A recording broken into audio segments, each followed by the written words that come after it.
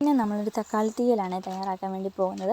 അതിന് വേണ്ടിയിട്ട് നമുക്ക് ഇഞ്ചി, വെളുത്തുള്ളി, കറിവേപ്പില, അതുപോലെ തന്നെ തേങ്ങ ആവശ്യത്തിന്, സവാള, ഇതെല്ലാം കൂടെ നമുക്ക് മിക്സ് ചെയ്ത് നല്ലോണം മൂപ്പിച്ചെടുക്കണേ. അതിലേക്ക് നമുക്ക് കുറച്ച് കുരുമുളക്, അതുപോലെ തന്നെ ഗ്രാമ്പൂ, കറുവപ്പട്ട, പെരുംജീരകം ഇതെല്ലാം കൂടി ചേർക്കണേ. ഇതെല്ലാം കൂടി ചേർത്ത് നമുക്ക് നല്ലോണം മിക്സ് ചെയ്തെടുക്കുക. ഒന്ന് വഴണ്ട് വരുമ്പോഴത്തേക്കും നമുക്കതിലേക്ക് കുറച്ച് ഓയിൽ ഒഴിച്ചു കൊടുക്കാവേ. അതിനുശേഷം നല്ലോണം മൂത്തതിന് ശേഷം നമുക്കതിലേക്ക് മഞ്ഞൾപ്പൊടി, മുളക് പൊടി, അതുപോലെ തന്നെ ആവശ്യത്തിന് മല്ലിപ്പൊടി ഇതെല്ലാം നമുക്ക് ചേർത്ത് കൊടുക്കാവേ.